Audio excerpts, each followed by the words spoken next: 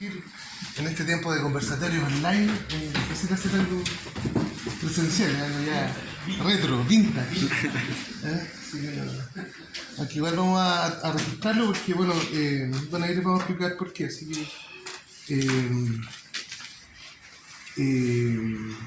primero, antes de eso, sí, presentar un poco el espacio. Estamos en la Federación de Cooperativas Trasol. Esta es una sede que se sostiene como federación, pero también con otras organizaciones que han hecho uso del espacio para desarrollar sus actividades, ¿no? En forma colaborativa. Hemos ido recuperando este espacio y bueno, ya llevamos ¿cuántos años? Acá varios años. 2017. Desde 2017. Así que ha sido un espacio para el trabajo productivo, ha sido un espacio también para la formación, ha sido un espacio para hacer, como conversatorios, para encontrarnos también, que ha ubicado al centro, así que ha servido a muchas organizaciones y estamos contentos un poco también de seguir sosteniendo este espacio para este tipo de actividades. Bueno, nosotros somos la cooperativa Centro de Alerta, bueno, muchos nos conocen, pero que nos conozcan, somos una cooperativa chiquitita. También llevamos varios años haciendo cosas en torno a la economía popular, en torno a la educación popular, fundamentalmente tareas de investigación, tareas de formación, pero también involucrándonos en algunas iniciativas sociales como las que están acá representadas, ¿no? Con compañeros que nos hemos encontrado haciendo un montón de actividades como el Foro por el Derecho a la Educación. Bueno, ahí están los compañeros del Movimiento de Emancipación y bueno, y todos los compañeros que son parte de la Federación de Cooperativas Trasol y también de las redes de abastecimiento, y bueno, aquí también funciona una red de abastecimiento que es la Canasta, que también está en una red de iniciativas de autogestión que con ellos nos estamos tomando constantemente. Entonces estamos felices aquí porque también nos sentimos en cierto sentido parte también de una red de organizaciones que han ido proliferando de antes del estallido y que hoy día siguen vivas, ¿no? Y eso es algo bueno que decir. Bueno, dentro de eso empezamos a hacer también una actividad que le llamamos Seminario de Autogestión, que hicimos la primera sesión el día 19 de octubre del 2019. También en esta sede, y ya ahí quedamos. Nos habíamos preparado bastante, hicimos un documento, invitamos a varios compañeros en torno a la pregunta de la autogestión como una forma de lucha, y también les podemos hacer llegar el documento. Alcanzamos a hacer el seminario y después, bueno, nos fuimos toda a la plaza Ahora Dignidad a protestar, y ahí, bueno, vino la pandemia y todo lo que ustedes ya sabemos. Y en un momento paramos y dijimos, oye, después de todo esto que ha pasado, muchas, se han muerto un montón de organizaciones, han bajado, nosotros seguimos vivos y nos preguntamos, bueno, ¿y qué estábamos haciendo antes de todo esto? Bueno, estábamos haciendo el seminario de autogestión, así que nos dijimos, bueno, retomemos. Y hoy día estamos en una segunda sesión del seminario post-plebiscito, en donde nos hacemos la pregunta, varias preguntas, ¿no? Que bueno, ahí las va a presentar Marcelo. Pero bueno, quisimos hacer esta segunda sesión para discutir la coyuntura, para discutir en qué estábamos como izquierda, y invitamos a distintos compañeros, bueno, ahí a la Tania, al Rafa, al Iván, también invitamos al Víctor de la Federación Anarquista de Santiago, que no pudo venir.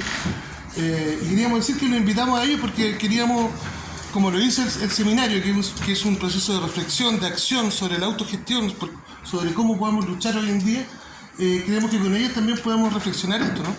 Creemos que ellos son parte de una izquierda transformadora, de una izquierda autocrítica, de una izquierda con vocación de poder popular, de la cual nosotros nos sentimos parte, hayamos participado en la vida institucional o no hayamos participado. Todos tenemos autocríticos que hacernos respecto a ese tema, por eso invitamos a los compañeros y les agradecemos por venir.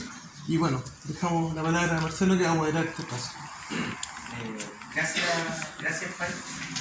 Voy a contarles un poco la estructura de este seminario. Lo hemos dividido en dos bloques. El primer bloque se llama Mirada y Autocrítica. Cada expositor va a tener, eran 5 minutos, pero decidimos también redistribuir los minutos. El compañero no pudo venir, así que 7 minutos. No le diste risa y la van a tomar igual. Pero vamos a regular bien el tema, ahí lo voy a explicar. Entonces, el primer bloque son miradas autocríticas, donde cada expositor va a tener 7 minutos para explayarse sobre la primera pregunta que nosotros les mandamos a los expositores, que tenía que ver con un poco la evaluación y el análisis que se hace. En concreto, la pregunta era, ¿fracasó el acuerdo del 15 de noviembre del 2019? Esa era la pregunta. Así que voy a avisar a los expositores cuando vayan quedando 2 minutos. Voy a poner. Marcelo, quería pedir si pueden usar el micrófono, no para que nos escuchemos, sino para que se pueda grabar. Está ahí atrás tuyo. Bajito nomás y para que pueda salir del parlante y aquí se pueda hacer la grabación. Y cuando se cumplan los 7 minutos, tarjeta. ¿Ya?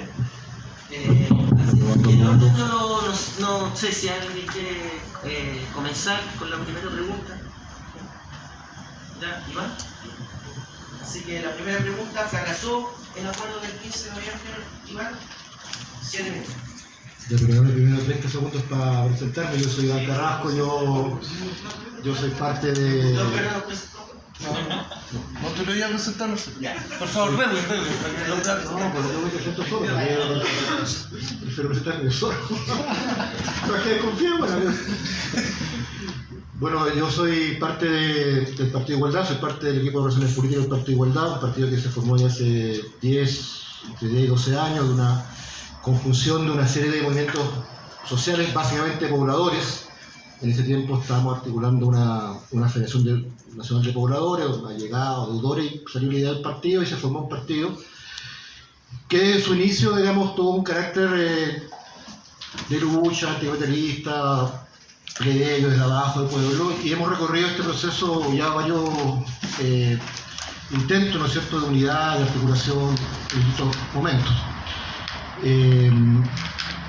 Y bueno, y efectivamente el partido del año 2016, en un análisis que hacemos nosotros, llegamos a la conclusión de que la expresión política de la clase, incluso más radical, no tenía las condiciones sola para ganar ni social, ni política, ni electoralmente a la burguesía y al enemigo en Chile. Por tanto, habría que abrir un marco de alianzas más amplio hacia los sectores neoliberales de las clases medias. Eso lo hicimos en esa reflexión en 2016, porque ya veníamos trabajando desde años ya 7 o 8 años, y que de verdad nos damos cuenta que si bien hacemos esfuerzos desde fuera de la izquierda tradicional, desde fuera del campo de los partidos clásicos de la izquierda, el avance era todavía precario. Se avanzaba pero poco. No teníamos en ese minuto en mente que iba a haber 3 años después la insurrección popular del 2019, hay que contextualizar también el momento que lo reflexionamos. Esa reflexión la hicimos a un momento donde prácticamente en Chile no había izquierda, el PC estaba metido en la concertación en la nueva mayoría, estaba en el gobierno, ¿no es cierto?, con los bloques de partidos de gobierno. El Juntos Podemos, independientemente de que uno haya sido crítico a esa experiencia del cabo del 2006, cuando se rompe la alianza PH con el PC, ese es un año que, desde nuestro punto de vista, la izquierda estaba totalmente desagrupada, dispersa, no había una izquierda real en Chile, y estábamos repartidos un montón de grupos, y se da este fenómeno de empezar a agruparse con un partido que, si bien no eran revolucionarios, no eran anticapitalistas, sí entendíamos que eran antiliberales, que fue la conformación del Frente Amplio. Y nosotros fuimos parte de esa conformación en el 2016, a fines del 2016, y durante el 2017. Bueno, participamos ahí en todos los procesos de discusión interna y debate del Frente Amplio, hasta el Congreso del Frente Amplio de 2019. Digo esto un poco para que se entienda el contexto de la pregunta que nos hace el compañero, ¿ya? Es poco... En el 2019 el Frente Amplio entró en un congreso de base bastante participativo, muy interesante. Yo sé que muchos de ustedes quizás no estuvieron ni ahí con esa experiencia del Frente Amplio, porque lo que se veía para afuera, para tele, era básicamente a Giorgio Jackson, al Gabriel en el Parlamento, pero se había logrado construir un tejido, una red de movimientos colectivos, comunales, bastante amplia, que llegó a agrupar a cerca de 4.000, 5.000 personas en los territorios, y que hizo un congreso muy interesante. Quiero hacer referencia al congreso para después comentar lo que pasó en noviembre del 2000, el 15 de noviembre, me acuerdo. En el Congreso del Frente Amplio, que termina el 6 de octubre del 2019, se acuerdan cosas mucho más avanzadas y mucho más a la izquierda de lo que eran las cúpulas frente amplistas, ¿ya? Eso genera tensiones bien internas profundas ya en el Congreso. Por ejemplo, se vota la negociación, por ejemplo, de los recursos del cobre, por ejemplo, en una asamblea de delegados del Frente Amplio se prueba eso, cosa que en las cúpulas frente amplistas estaba lejísimo de ser una demanda de ellos. Se aprueba, por ejemplo, la solidaridad latinoamericana, se aprueba, por ejemplo, bueno, ya se había aprobado antes, no apoyar a Guillén en segunda vuelta, que también fue una tensión muy importante. Se sentía ya que las bases frente al PRI estaban mucho más a la izquierda que las cúpulas. Se da el Congreso, 10 días después se cierra el Congreso, digamos, el plenario. A nuestro juicio se ganan posturas súper avanzadas en ese Congreso. Participaron cerca de 400 delegados de todo el país. Pero llega el estallido, ¿no es cierto? Y la Mesa Nacional de Frente Amplio y los diputados del Frente Amplio no están dispuestos para conducir políticamente el proceso. Entonces ya una fractura que habíamos visto desde mucho antes, desde un par de años antes, que se había quedado muy clara en el Congreso del Frente Amplio, en las dos grandes posturas, digamos, del Frente Amplio, una postura más de izquierda, más de lucha, más de clase, y una más clase mediera, tibia, digamos, reformista, se ven nuevamente enfrentadas en la coyuntura de la equidad social, y hay un sector del Frente Amplio que decimos hay que encabezar la insurrección popular, darle el contenido político e ir a la lucha anticapitalista con todo. Y un sector que dice, no, hay que negociar, porque esta guapa puede terminar cualquier cosa, no sé qué, no sé cuánto, y la tesis famosa de que ganemos lo que podamos porque después no vamos a ganar nada. Y eso en la práctica genera una división profunda en la dirección del Frente Amplio, que termina con un sector del Frente Amplio, su cúpula de partidos, qué sé yo, firmando el acuerdo el 15 de noviembre, y ante esa firma se rompe el Frente Amplio y se dan varios partidos, está ya Convergencia Social, ¿no es cierto?, en varios pedazos, nos vamos a Igualdad, el Partido Humanista, el Partido Ecologista y una serie de otros colectivos que no eran partidos que participaban en las redes, en los comunales frente amplistas y en los colectivos frente amplistas que hay en las comunas y en los territorios, etc.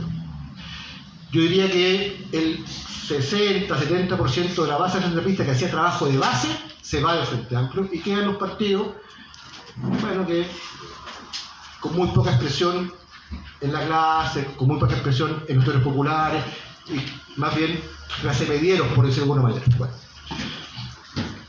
Digo esto porque el acuerdo del 15 de noviembre es el acuerdo, ustedes saben, entre una burguesía que quiere que Piñera no caiga y entrega la Constitución, ¿no es cierto?, a cambio de que no haya un levantamiento de Piñera, y un sector, digamos, de la oposición en ese momento, de la concertación del Frente Amplio, que en el fondo tiene temor y no está dispuesto a avanzar en la lucha popular hasta el final. Esas dos fracciones, digamos, de distintas clases, yo sostengo que el Frente Amplio en ese minuto y ahora no es una expresión política de la burguesía. Yo por lo menos quiero partir de esa base para que yo no creo que es una expresión política de la burguesía, como es la Concertación, como es el Partido Socialista, como es la DC, como es la derecha. Entonces hay una alianza en esos dos grandes segmentos, las expresiones políticas de la burguesía con este sector, digamos, de las capas medias que le tienen temor al pueblo organizado y en lucha. Por tanto, hay dos miradas que concurren a ese acuerdo. Por tanto, ese acuerdo no es un acuerdo unívoco, no es un acuerdo homogéneo, no es un acuerdo que tenga una pura mirada. Por tanto, la pregunta es, ¿qué es lo que pasa en la derrota de rechazo, ¿no es cierto? ¿Cuál es la parte del acuerdo que como dice la pregunta, que fracasa, ¿no es cierto? A mi juicio lo que fracasa es la versión reformista de las clases medieras tradicionales que intentan, a través de estos pactos por arriba, avanzar, y lo que queda claro es que la burguesía, en su capacidad de rearticularse, logra pegarnos brutal y potentemente. O sea, a mi juicio, el rechazo y lo que pasa el 4 de septiembre es el triunfo de una táctica de la burguesía, de los sectores, digamos, de la dominación, y una derrota profunda, nuestra también, porque nosotros no fuimos capaces, me refiero a la izquierda revolucionaria y capitalista, no fuimos capaces de construir en todos estos años un gran movimiento de masa político que condujera, que fuera beligerante en la lucha de clase, pero fundamentalmente la verdad de esta táctica, a mi juicio, tibia, conciliadora, de un sector de la izquierda clase mediera chilena. Los pueblos avanzan igual y frente a cada coyuntura, digamos, imaginan y desarrollan tácticas y formas de avanzar, y eso está claro, digamos, lo que pasó en la elección de el proceso de entrada, ¿no es cierto? Y en la elección del 2021, en mayo, de los convencionales, donde la lista independiente suman en total como 2.300.000 votos, que son justamente los 2.300.000 votos que caen o que se desfondan, que salen de la concertación de la derecha. Si ustedes ven la cantidad de votos que saca la lista independiente y ven la cantidad de votos que pierde la derecha en la concertación, son prácticamente la misma cantidad. Es eso.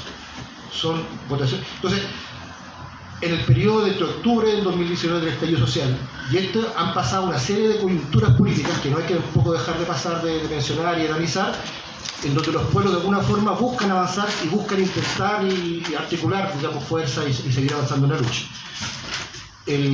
La caracterización de la derrota del 4 de septiembre recién pasado, yo creo que es muy importante hacerla, no sé si hay tiempo para hacerla, pero no hay tiempo, pero sería importante también que en algún minuto reflexionáramos qué fue esa derrota, cuál fue, o sea, qué significa que de La Pintana hayan salido a votar 70-80% de los pobladores que antes no votaban y que fueron a votar por rechazo. ¿Qué significa eso? ¿Qué información nos está dando? Todos sabemos que no son de derecha. La derecha sabe que no son de derecha. Tampoco los de derecha no son hueones, tienen lucidez. Saben que esa gente no es de derecha. Pero ¿qué significa? ¿Qué nos informa a nosotros de eso? Y creo que es una tarea súper importante reflexionar sobre eso. Y ahí me callo para no... Gracias, Iván. Marcelo, una cosita que no sé si dijimos que después de los bloques se va a abrir la palabra dos veces en dos. Sí, hay un espacio después de la otra ronda que van a hacer refería a la autocrítica. La pregunta es que si fracasó o no fracasó el acuerdo del 15 de noviembre, que de una u otra manera es decir qué pasó desde que partió el acuerdo hasta ahora que el rechazo. Después viene un momento donde van a hacer cada uno de ellos una autocrítica y ahí después de eso abriremos la palabra también para hacer comentarios cada uno de ustedes. Seguimos entonces con Tania, que nos cuente fracasó o no fracasó el acuerdo del 15 de noviembre. Gracias, Marcelo. Gracias a todos y todas por el espacio y la conversación. Bueno, me presento primero, faltó así. Mi nombre es Tania Madriaga, soy ex constituyente del distrito de Valparaíso, en las comunas de la costa, y pertenezco a un movimiento que se llama Transformar, ya que estamos también discutiendo estas cosas que supongo que estamos todos discutiendo y todas respecto a qué pasó y cómo seguir. Y bueno, después en la segunda ronda puedo contar algunas cosas que ya hemos pensado para adelante, ¿no? Pero ahora en esta pregunta respecto al 15 de noviembre, creo que ya que el Iván hizo como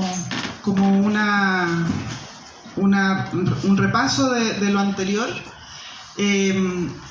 ir más directo quizás al significado de ese acuerdo y cómo fue transitando hacia los eventos posteriores que vivimos.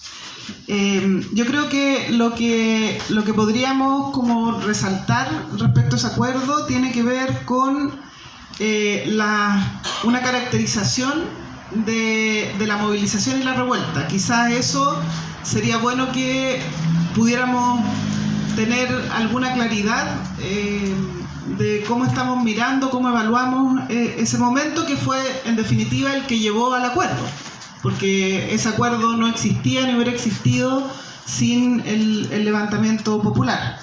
Y era un levantamiento que tenía fundamentalmente un carácter destituyente, decíamos nosotros, quienes estábamos participando de la discusión de las listas posteriores de independientes. Decíamos, nosotros tenemos un proceso que es destituyente y que requiere y que obtuvo de parte del poder una respuesta para canalizar un contenido constituyente. Y esa era, ¿cierto?, la invitación que hacía el acuerdo. Y el acuerdo, por supuesto que fue un acuerdo que no permitió y cerró la puerta a la participación del actor que estaba levantando esa movilización destituyente. Y es un acuerdo además en el que participan, aparte de la caracterización que hizo el Iván, participa la derecha.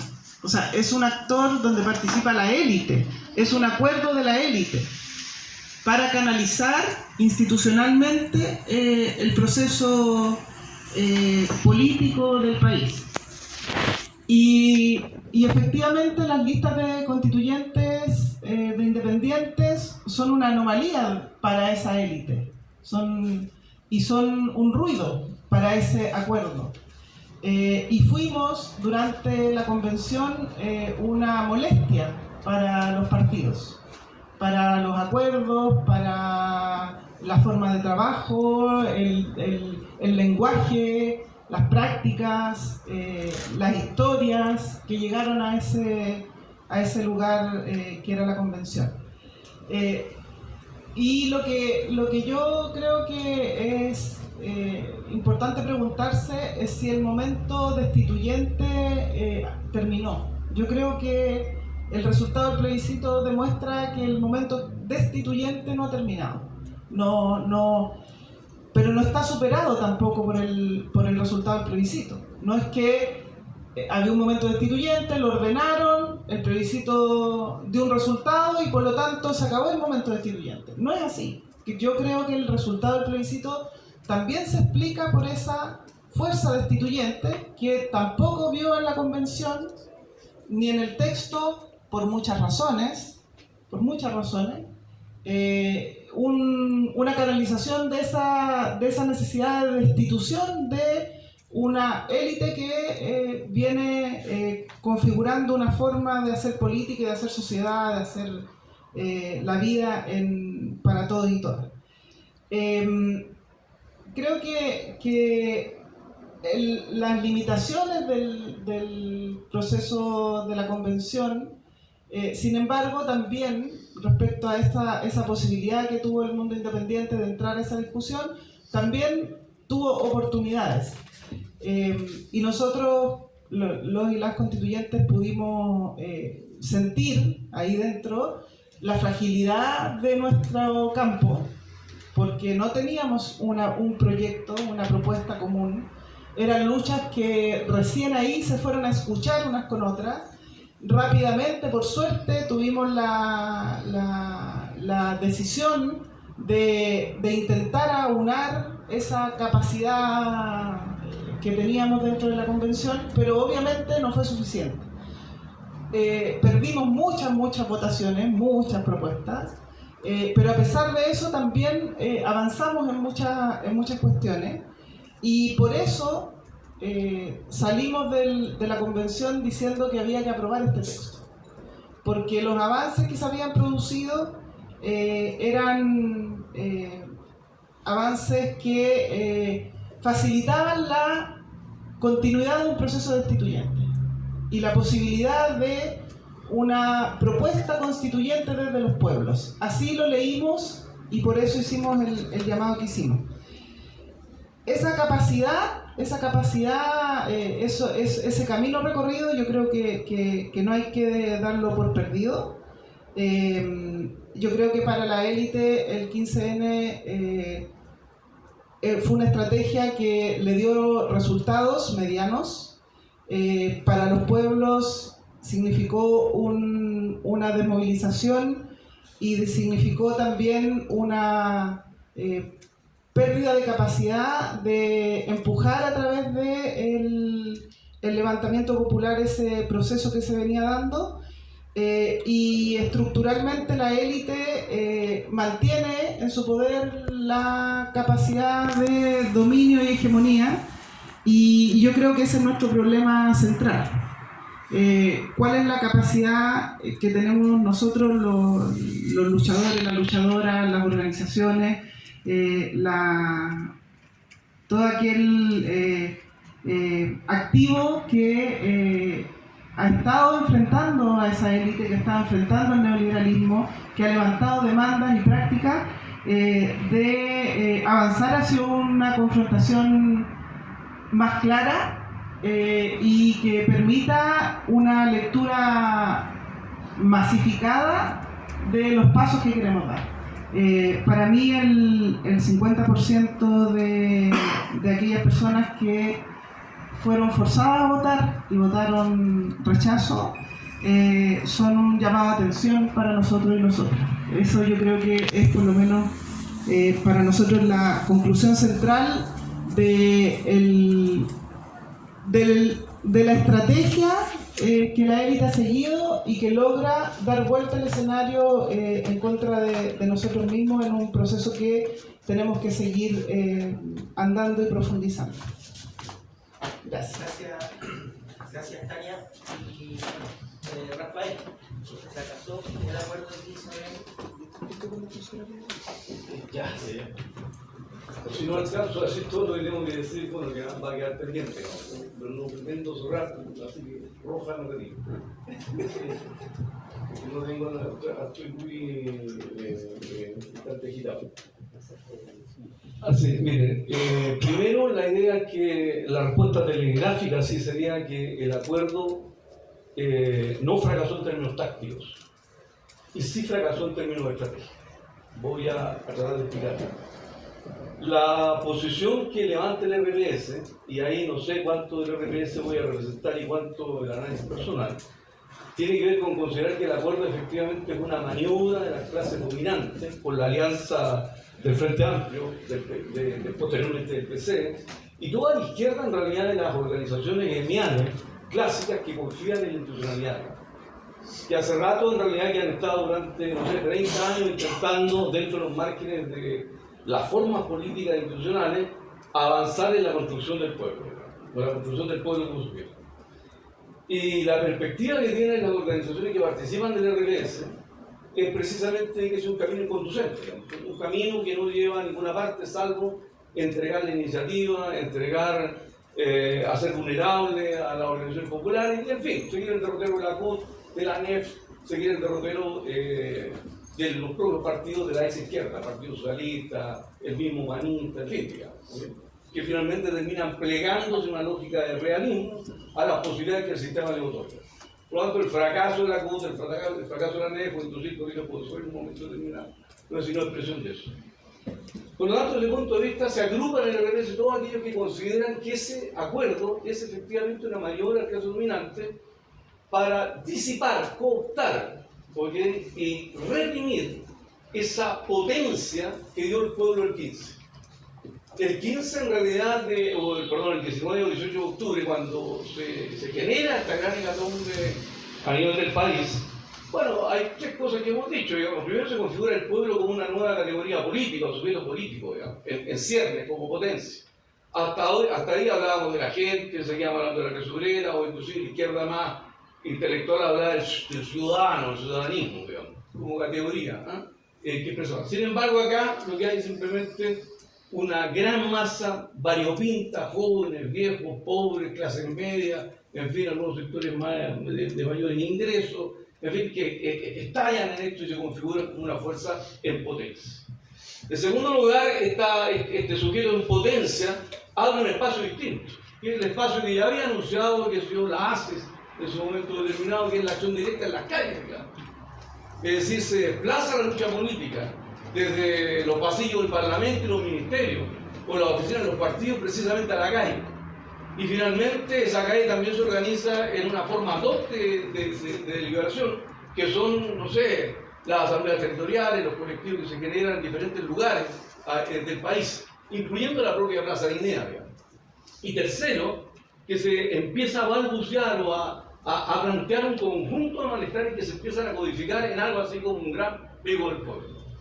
Por lo tanto, teníamos un sujeto en potencia en su constitución, teníamos formas de lucha inéditas que superaban a los partidos y a los espacios institucionales. Ningún partido estuvo ahí, ni siquiera los partidos revolucionarios.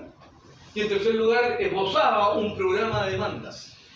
Y por lo tanto, las clases dominantes, su élite y todos sus aliados, y todos los sectores vacilantes, porque terminan plegándose a este acuerdo con el objeto de disiparlo, reprimirlo, domesticarlo, enrielarlo. De hecho, el acuerdo se llama Acuerdo por la Paz, que es el primer término, y después aparece la nueva Constitución. Desde ese punto de vista, entonces, creo que mirado este proceso 3 años después, porque estamos en noviembre del 2019, noviembre del 2021, y estamos a cuánto, a 45 días del próximo noviembre, bueno, uno podría decir que la burguesía ganó 3 años, la clase dominante y la élite ganaron 3 años. Y lo que encontramos como contracara a eso es prácticamente la desaparición de la Asamblea Territorial, una debilidad enorme de los colectivos que existieron a nivel territorial. De hecho, se está preparando todas las manifestaciones para el 18 ahora y ha sido extremadamente difícil. La mantención de la resistencia y la ejecución y la bendición de la libertad de los presos políticos sigue, pero muy debilitado, en fin. Y por lo tanto, desde ese punto de vista, la universidad, este sector ganó 3 años. Su táctica de disipar, controlar, enrelar, ganó 3 años. ¿Okay? E inclusive fracasando el proceso institucional, no aprobándose una nueva constitución, porque el Parlamento tiene la manija de nuevo del proceso que venga. ¿Okay? Cuando ya este proceso casi no le interesa a nadie. De hecho, las propias organizaciones populares que estaban en la lógica más bien de independencia de clase, autonomía, que se pegaron ante el proceso, ya están muy poco interesadas en participar en él. Ahora, listo, 2 minutos. Sin embargo, desde el punto de vista estratégico, ya lo decíamos antes también, la salida por arriba de esta crisis política adolecía de pies de barro, porque esa burguesía que estaba acá y esa allí no tiene proyecto de desarrollo nacional, no tiene salida para el agotamiento del padrón de acumulación neoliberal, no tiene concepción de sociedad, no sabe qué hacer con el ejército, con la iglesia, con las instituciones que están agotadas y con la forma de inserción en la economía mundial. Por lo tanto, desde ese punto de vista, cualquier acuerdo que ocurriera, inclusive habiendo ganado el apruebo de una nueva constitución, simplemente no sería extremadamente transitorio, porque no tenía perspectiva de salida estratégica. Se le agrega a esto, digo yo, un dato muy importante, que es la crisis también al interior de la propia burguesía. Podríamos llamarlo, utilizando los términos clásicos, una agudización bastante profunda de la concepción interburguesa. Yo diría tanto como ocurrió entre Alessandri y Frey, ¿okay? En tiempos de los años 60, cuando Frey manda encarcelar, ¿no es cierto?, a Adolfo Carpa, cuando el Partido Nacional asesina a uno de los interventores en la reforma agraria como fue Neri, ¿okay? Y adicionalmente cuando se establecen posibilidades de golpes de Estado con, ¿no es cierto?, yo y otros coroneles del ejército. Entonces lo que nos enfrentamos hoy día, como decía Miguel, ya cuya caí en combate recordado precisamente el 5 en el cementerio, en un acto. Bueno, aquí lo que se vio fue el abanico de las clases. Hay una situación de tal profundidad de la crisis que todas las fracciones de clase han perdido un interés general que les permitió fundar el neoliberalismo y la forma política después de la dictadura y la transición, y administrar durante 30 años esto. Cada una de las fracciones ya está en una lógica de rapiña, intentando defender sus propios intereses. Entonces, no hay posibilidad de acuerdo.